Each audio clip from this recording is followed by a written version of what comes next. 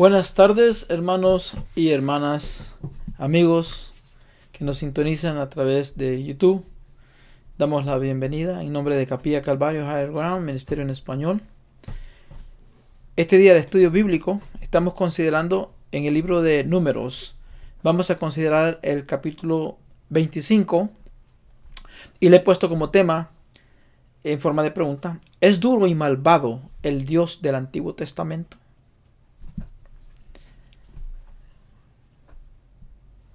Les invito que prestemos atención primeramente al estudio que tendremos en esta tarde. Y también quiero invitarles a que ustedes sean parte de este ministerio, ¿no? De pasar la palabra, compartiendo estos videos. Primeramente me gustaría que le dieras, si te gusta el tema, si te gusta el estudio, puedes regalarme ahí un like, ¿verdad? Compártelos con tus familiares, con tus amigos. Es una manera también de que el evangelio es expuesto. Tú llegas a ser parte de este ministerio también, de exponer la palabra. Bien, vamos a orar entonces ahora para entrar ya en detalle de nuestro estudio. Bendito Padre, te damos toda la gloria y toda la honra a ti, Señor. Dios Todopoderoso, bendice tu palabra que es tan viva, Señor, y activa para dirigirnos sabiamente. Este es un alimento espiritual para que nosotros crezcamos en esa madurez que sea conforme a tu voluntad, bendito Padre. Por eso te pedimos también que bendigas a cada uno que va a estar participando en este estudio, Señor, y que este sea un alimento sólido para crecer, para ser formados a esa madurez y en esa sabiduría para poder distinguir el bien del mal. Es una maravilla, Señor, estudiar de tu palabra. Bendícela, pues, lo pedimos en el nombre de Cristo Jesús. Amén. Bien. Es un tema bastante, a veces controversial, porque esta pregunta: ¿es duro y malvado el Dios del Antiguo Testamento? ¿Te han hecho esa pregunta a ti? Bueno, en este capítulo 25 de Números, es un capítulo mal interpretado y que las personas, especialmente los incrédulos, utilizan para acusar a Dios de ser duro, de ser brutal y ser un Dios malvado. Pero al examinar más de cerca al Dios de la Biblia, nos damos cuenta de que esas afirmaciones no tienen mérito. Y al afirmar que Dios es malvado, es solo un ataque en contra del carácter de Dios. Y cada creyente cristiano debería de estar preparado para tener una respuesta para ese tipo de ataques. Los que atacan el carácter de Dios solo tratan de justificar su rechazo que tienen hacia Dios, ese rechazo que tienen a su palabra y a su existencia, y viven constantemente en una rebelión en contra de Dios. Vivimos en un día donde nos posicionamos a veces como jueces en un juicio sobre el carácter de Dios. Y tenemos a veces muchos ¿por qué esto? ¿Por qué lo otro? En contra de Dios. El juicio de Dios es una verdad bíblica y es un tema poco popular. Dios tiene una causa contra el pecado. Lo odia porque el pecado es lo opuesto de su naturaleza. Dios odia el pecado porque Él es santo. La santidad es un atributo, su atributo más sublime de Él. Por eso Dios odia el pecado, por la sencilla razón que también incluso ese pecado nos separa de Él. La Biblia nos presenta la actitud de Dios hacia el pecado con fuertes sentimientos de hostilidad, indignación y la absoluta aversión. Por eso nosotros como creyentes, como maestros o predicadores, es nuestra responsabilidad enseñar ambos aspectos de Dios, tanto su gracia que tiene Él, pero también su juicio, sus juicios. Bueno, en el mundo de hoy, cualquier concepto de la ira de Dios ofende nuestros sentimientos modernos. es demasiado desconcertante, demasiado intolerante, dicen algunos. Pero Dios es el mismo de ayer, el mismo de hoy y el mismo de siempre. Y Él es soberano. Y Él conoce todo sobre los seres humanos. ¿Por qué? Porque Él es nuestro hacedor. De hecho, su palabra dice: yo Jehová, que escudriño la mente, que pruebo el corazón para dar a cada uno según su camino, según sea el fruto de su obra. Entonces, ¿quiénes somos nosotros para cuestionar sus decisiones y actos? Si nosotros somos su obra, Él es quien nos hizo. Cuando el patriarca Job malinterpretó la forma en que Dios trataba con el hombre, Jehová lo corrigió preguntándole: ¿realmente invalidarás tú mi justicia? ¿Me pronunciarás inicuo para que tú tengas razón? Fueron preguntas que Dios le hizo a Job. Al darse cuenta de que había hablado sin entender, Job se arrepintió. Así es que, al igual que Job, nosotros también debemos de aprender a jamás cometemos, ¿verdad?, ese error de criticar a Dios. No hay que cometer ese error, jamás. Así que veamos el relato de Números 25. El escenario es este. Israel se halla acampado en las llanuras de Moab poco antes de entrar en la tierra prometida. Los descendientes de Abraham estaban ya listos para asumir el control de la tierra de Canaán. Pero el problema más peligroso para Moisés y Josué, como estos líderes del pueblo de Dios, no era en sí el ejército armado de los pueblos, sino más bien esa tentación sutil de forma de alianza con las religiones y las culturas paganas de los cananeos.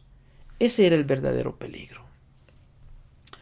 Esta ubicación geográfica de Canaán les permitió tener influencia tanto de Egipto y de Babilonia. Por eso es que de esta forma ellos incorporaron a su cultura tanto la lengua, la escritura y las costumbres y hasta los mitos babilónicos. El proceso de la dinámica migratoria había comenzado e Israel pues entonces estaba en las fronteras de Canaán, justamente ya esperando para tomar posesión de la tierra prometida. Pero, sí, a veces siempre hay un pero, ¿verdad? Sí, ciertamente a veces hay verdades ahí ocultas esperando a salir a la superficie, siempre. ¿Qué es lo que ocurrió? Bueno, las mujeres moabitas y las madianitas hicieron que muchos hombres israelitas cayeran en la trampa de la inmoralidad y la idolatría. La Biblia en sí no menciona cómo estos hombres israelitas se involucraron con la inmoralidad sexual. Sabemos que la prostitución sagrada era practicada y era común entre estas religiones cananeas.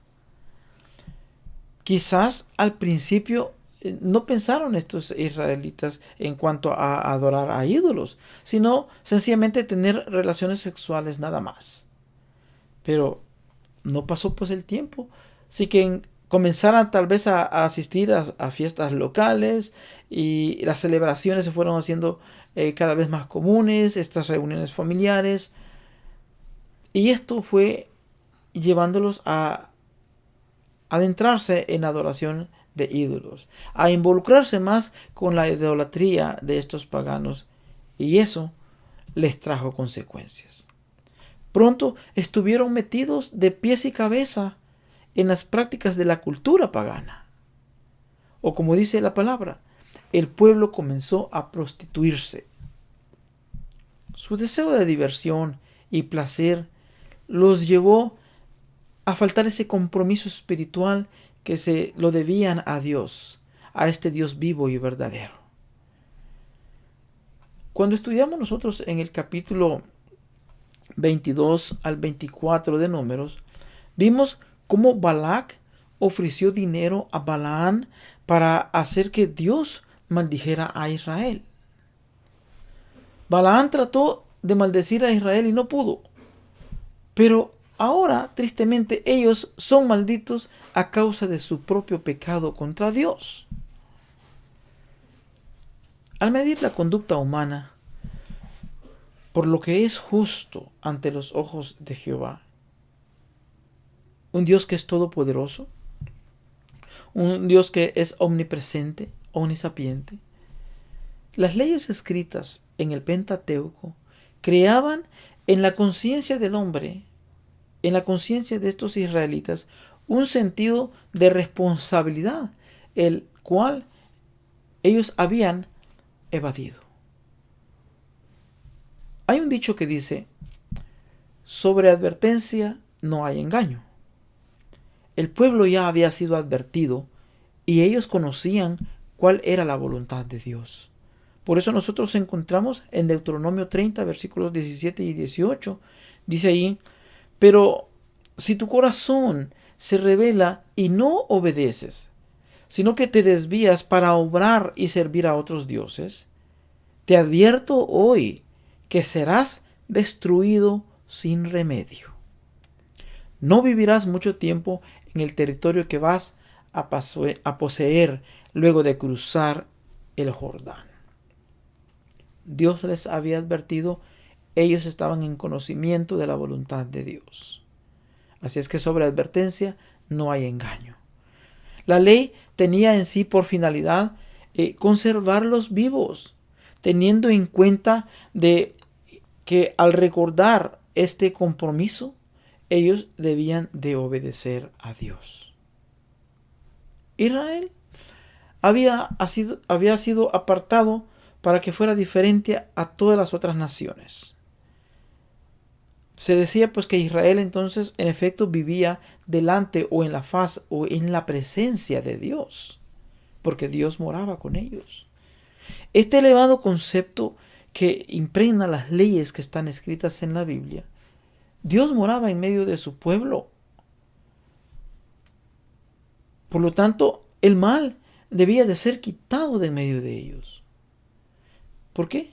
Eso era una característica distintiva de la fe de Israel. Ante este Dios omnisciente, el pueblo sabía que tarde o temprano debía de dar cuenta por sus actos. No podían esconder sus actos de la vista de Dios. Dice el versículo 3 que lo que hizo el pueblo fue acudir a Baal Peor. ¿Y qué fue lo que provocó? Bueno, provocó la ira de Dios. Por eso Jehová se encendió en contra de Israel.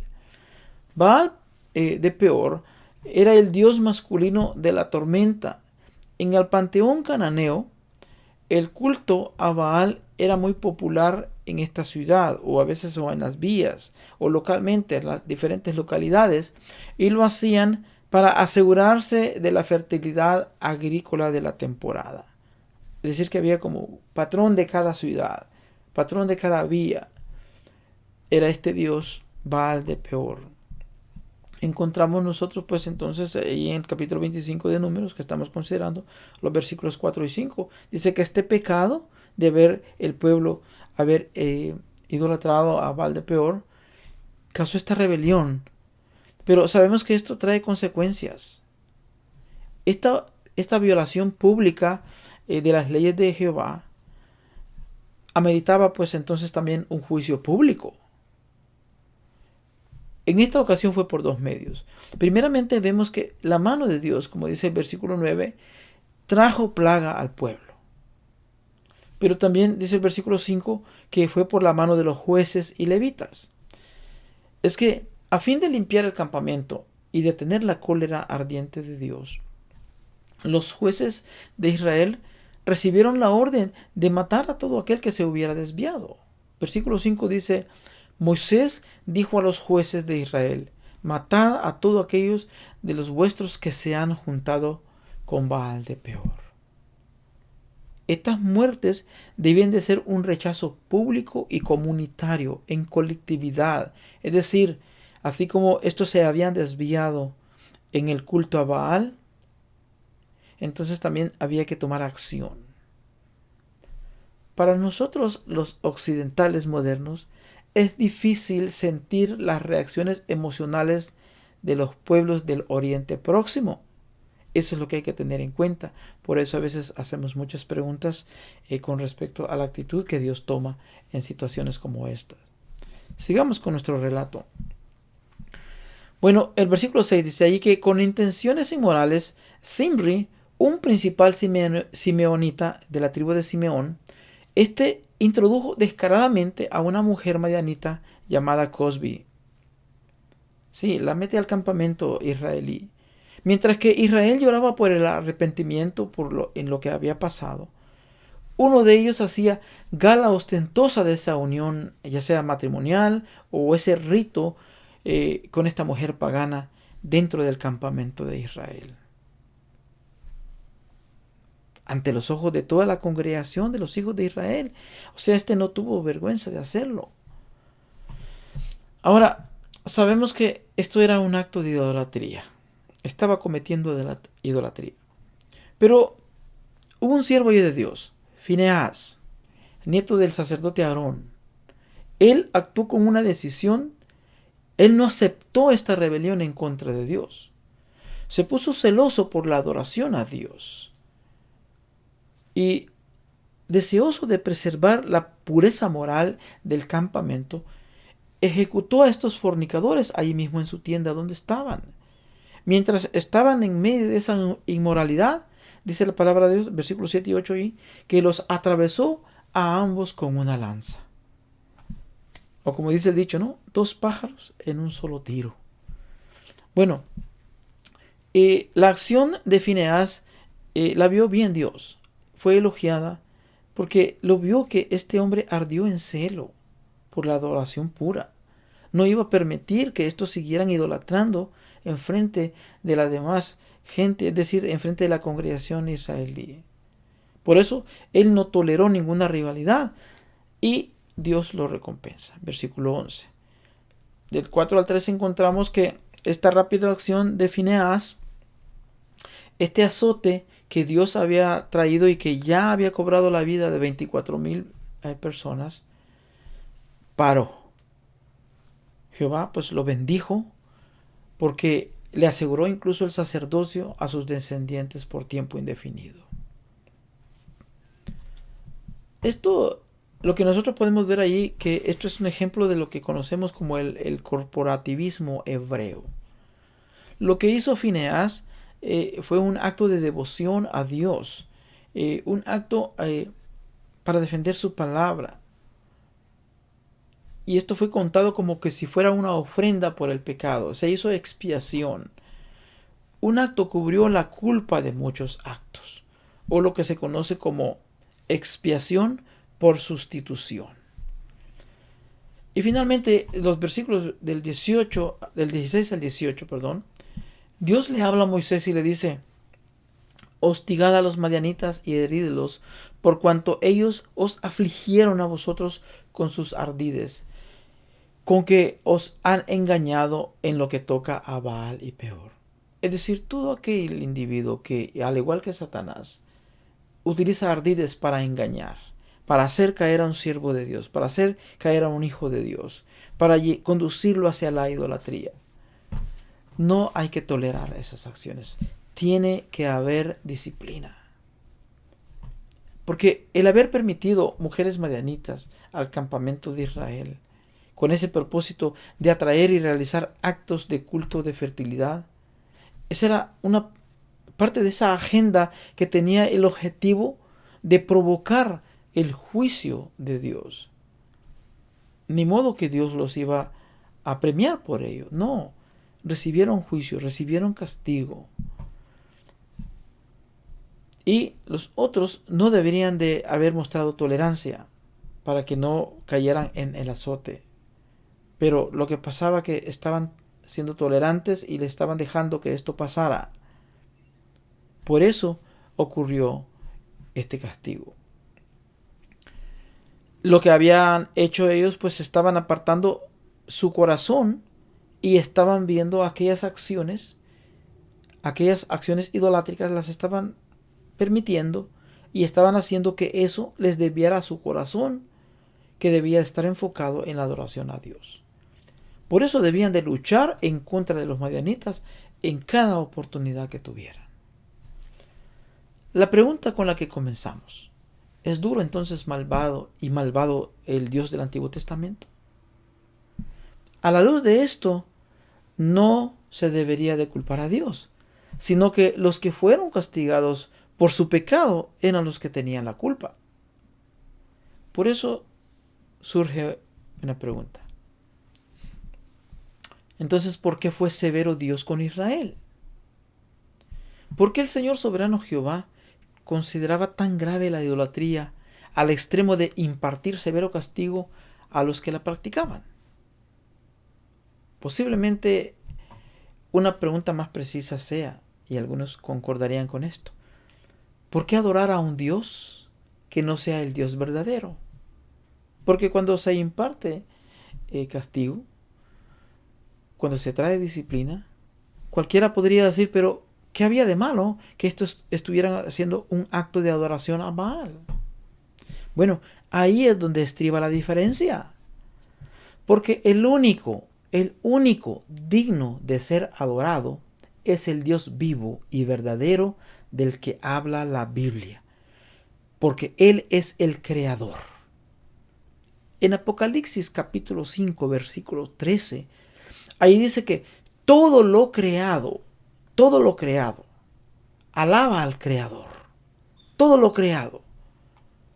Dice así: y a todos lo creado que está en el cielo y sobre la tierra y debajo de la tierra y en el mar y en todas las cosas que hay en ellos, oí decir: al que está sentado en el trono y al Cordero sea la alabanza, la honra, la gloria, el poder por los siglos de los siglos. Sí, solamente Dios es el único que debe de ser alabado y adorado. La idolatría es la adoración a dioses falsos. Puede o no incluir fabricación de imágenes o ídolos. Algunos objetan con este respecto en cuanto a fabricar imágenes y dicen esto: bueno, Dios mandó a Moisés que hiciera querubines y los pusiera en el arca del pacto. ¿Acaso esto no es hacer imágenes de lo que está en los cielos? Bueno, el mismo Dios que dio los 10 mandamientos, donde se prohíbe las imágenes, este mismo Dios también es el que instruyó a los israelitas en cuanto a la decoración del arca del pacto con querubines. El hecho de tener estos querubines allí como objeto artístico no se consideraba idolatría, porque no estaban idolatrando esas imágenes, eran objetos de adorno que tenía el arca.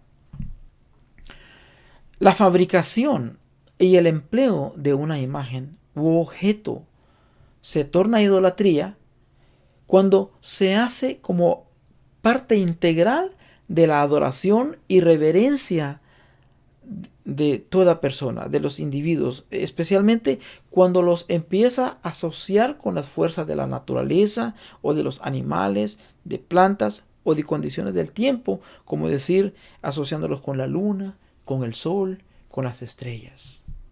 Entonces es cuando esto se convierte en idolatría. Por ejemplo, este Baal del Antiguo Testamento era un dios tomado de la naturaleza. Se le asociaba con la lluvia y la fertilidad del suelo. También era adorado como el dios Sol. Quien debe de recibir la honra es el Dios creador, no la creación. No ningún ser creado, no objeto elaborado por alguien. El único que recibe la honra y la adoración es el Dios invisible, este Dios todopoderoso, el creador de todo lo visible y de todo lo invisible. Sin embargo, mucha gente, en lugar de obedecer, en lugar de servir, alabar y dar culto solamente al Creador, hacen lo que está escrito en Romanos 1:25. Dice ahí Romanos 1:25 que cambiaron la verdad de Dios por la mentira, honrando y dando culto a las criaturas antes que al Creador, el cual es bendito por todos los siglos. Amén, dice ahí la palabra. Sí. Solamente el Creador es el único que merece la gloria, la alabanza y la adoración. Por eso preguntémonos, ¿por qué la idolatría era tan atractiva para los israelitas? ¿Qué hay de nosotros en tiempos modernos con respecto a la idolatría? ¿Cuáles son algunas formas de idolatría? Bueno, todas las diversas formas de idolatría del pasado y de tiempos modernos tienen una cosa en común, un núcleo, el yo. Sí, la mayoría de la gente tal vez ya no se arrodilla ante ídolos o imágenes. En vez de eso, adoramos este altar del Dios del yo.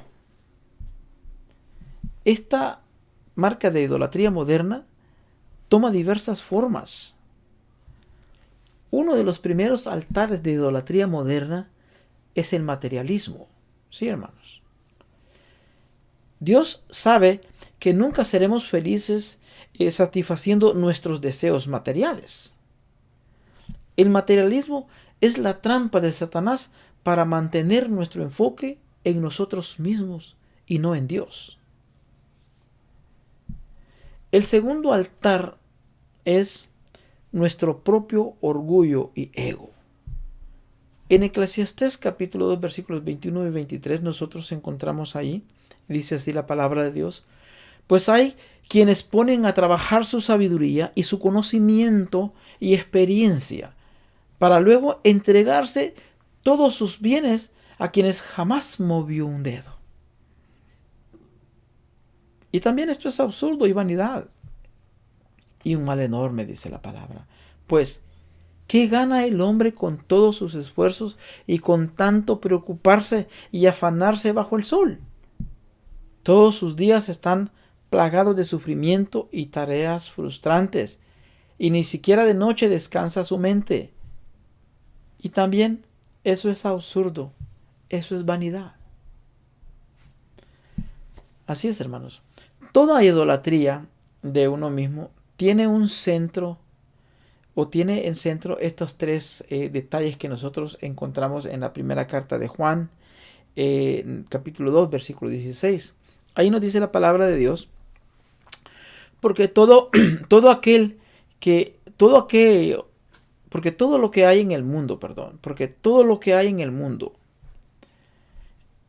habla ahí, la pasión de la carne, la pasión de los ojos y la arrogancia de la vida, esto no proviene del Padre, esto proviene del mundo. Ahora, en el caso del capítulo que estamos estudiando, vemos que las ceremonias visibles con la sensualidad de las mujeres madianitas tuvieron un atractivo para el corazón de los israelitas. Pero el mayor atractivo parece haber sido la diversión licenciosa y las orgías obscenas con las que la adoración de estos ídolos orientales de Baal estaba acompañado. La adoración al Dios verdadero debe de ser completa y de todo corazón, hermanos. No debe de haber ningún sincretismo religioso de combinar prácticas paganas o prácticas de la religión tal vez que tuvimos en el pasado, que ya hemos abandonado, y mezclarlas con lo nuevo, el conocimiento de la palabra de Dios. No. La adoración al Dios verdadero debe de ser completa y de todo corazón. ¿Cómo aplicamos nosotros entonces esta historia que escudriñamos en Números 25? Está escrito en la palabra de Dios. Bueno, la primera carta a los Corintios, capítulo 10, versículo 11, dice que todo esto, lo que le sucedió a nuestros antepasados, a estos israelitas, ¿no? Es un ejemplo para nosotros. Y fue puesto ahí en la escritura. Es decir, no se ocultó. Esto está escrito allí. Todo aquello que pasó está escrito como una advertencia para los que vivimos en estos tiempos últimos. Sí, es una advertencia. Igualmente, como el pueblo de Israel fue advertido, nosotros también lo estamos. Por eso también tenemos que aplicarlo. Aplicándolo para nosotros. Pregúntate, por ejemplo, hermano, ¿a quién le estás atribuyendo poder? Tú. ¿A quién tú le estás dando o estás atribuyéndole poder? ¿A una imagen? ¿A ti mismo? ¿A la confianza en tu ego, en lo que tú puedes hacer? ¿En la confianza de lo que el hombre puede hacer? ¿En quién buscas protección y salvación? ¿Dónde te nutres espiritualmente? Bueno, muchas de las veces, hermanos, las raíces de nuestra creencia deben de ser rastreadas hasta el comienzo de nuestras vidas. Posiblemente naciste en un hogar de creyentes cristianos o de alguna otra religión, cual sea el hecho. Llegar a tener una experiencia, esa relación con Dios, ya no es cuestión de una herencia o una tradición familiar. No. El apóstol Pablo explica en la primera carta a los tesalonicenses en el capítulo 1, de los versículos 4 al 10, que la gente de Tesalónica tuvo la experiencia de tener que elegir. Ahí está. Tesalónica tuvo la experiencia de tener que elegir. Sí, y esa elección fue una respuesta a la predicación del Evangelio que el apóstol Pablo y sus colaboradores en la misión que habían llevado allá a Tesalónica. Por eso el apóstol Pablo estimuló a estos creyentes en Tesalónica para que no regresaran a sus prácticas y creencias paganas, porque era el lugar donde habían salido. Su esperanza debía de ser todo el tiempo en nuestro Señor Jesucristo y tener esa firme convicción que da el poder del Espíritu Santo. Ellos tuvieron que dejar los ídolos y convertirse al Dios vivo y verdadero. Eso es lo que está explicando allí el apóstol Pablo en la primera carta a los tesalonicenses, capítulo 1, versículos 4 al 10. Así es que ellos tuvieron que dejar estos ídolos, ¿verdad?, para convertirse al Dios vivo. Escuchar el Evangelio, hermanos, escuchar la sana doctrina, esta sana doctrina que viene de la Biblia, conlleva a escudriñar nuestras creencias y a la vez preguntarnos, ¿están mis creencias en armonía a la palabra de Dios? ¿Es correcto examinar mis creencias religiosas? Bueno, el mensaje de la Biblia cambia vidas y personalidades, pero lo hace para bien. Tenemos el ejemplo que mencionamos de los tesalonicenses. Muchos, por temor a veces a la familia o a la tradición o al prestigio o al qué dirán, se privan de escudriñar las escrituras. Hay que vencer esos temores y buscar a Dios mientras pueda ser hallado. Algunos están tan satisfechos con su religión que no quieren ni siquiera examinar si sus creencias están en armonía con la voluntad de Dios que está escrita en la Santa Biblia. La satisfacción personal no es la cosa realmente que importe para nosotros. Lo que realmente debe de importar debe de ser el punto de vista que Dios tiene acerca del asunto. Todos somos pecadores y estamos bajo la pena de muerte.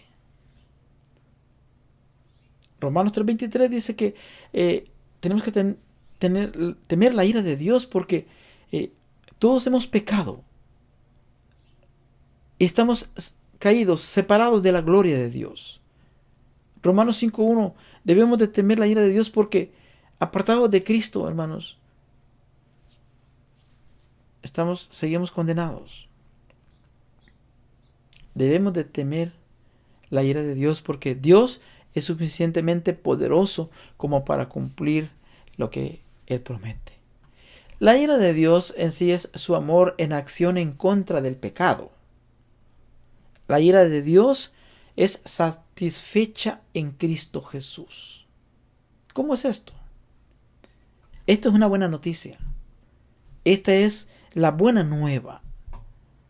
Cristo Jesús vino al mundo para salvar a los pecadores, dice 1 Timoteo 1:15. Así es que, gracias a Cristo, Dios puede llamar justificados a los pecadores. Romanos 3:26. Cristo tomó nuestro lugar.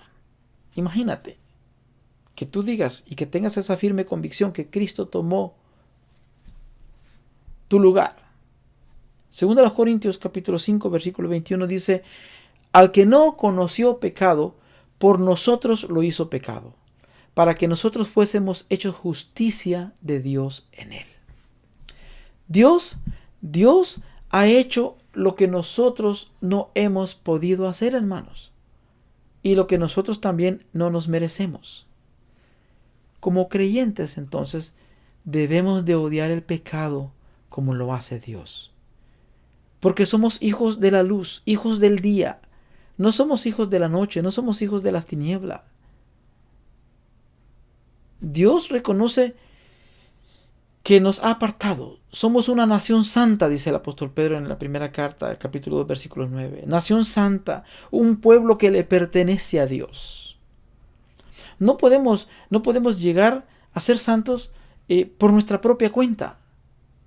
Sin embargo, 2 Tesalonicenses 2:13 dice que Dios nos da su Espíritu Santo para santificarnos. Tenemos su promesa de que Él nos ayudará en nuestra lucha contra el pecado. 1 Corintios 1:8. Así es que odiamos el pecado porque nos separa de Dios. Lo odiamos porque disminuye nuestro amor y adormece nuestra conciencia. Nos ata, nos ciega.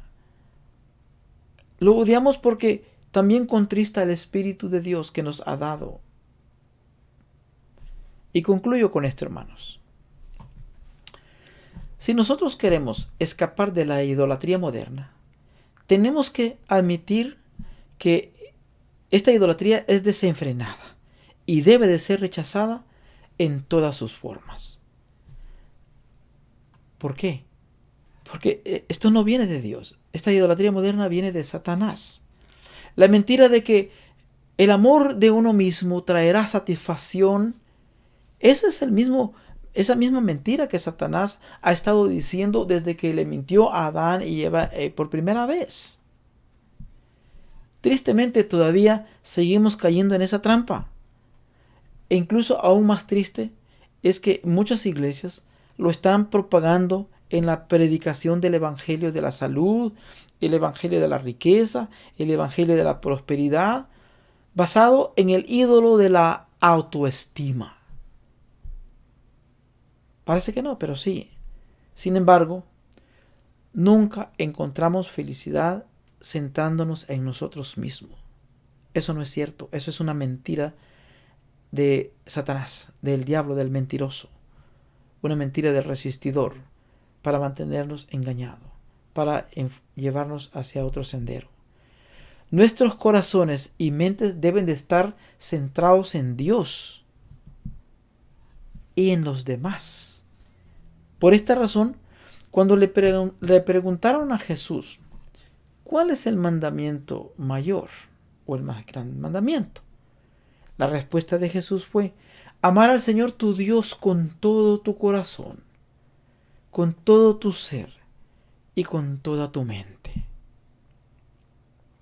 Cuando amamos al Señor y a los demás con todo lo que está en nosotros, no habrá cabida en nuestros corazones para la idolatría. Así es que, hermanos, nuestra oración al Dios Santo es: y el mismo Dios, como dice 1 Tesalonicenses 5:23, y el mismo Dios de paz os santifique por completo, y en todo vuestro ser, espíritu, alma y cuerpo, sea guardado irreprensible para la venida de nuestro Señor Jesucristo. Que a Él sea toda la gloria y la honra en el poderoso nombre de Cristo Jesús. Hermanos, que Dios les bendiga. Gracias por sintonizar estos estudios. Gracias por seguir en las redes. Si es por primera vez que tú escuchas este estudio, te sugiero que te suscribas y que actives la campanita de notificaciones para cuando subamos estos estudios, tú puedas ser notificado. Que Dios les bendiga, hermanos, que tengan un día, una noche de mucha bendición. Dios les bendiga.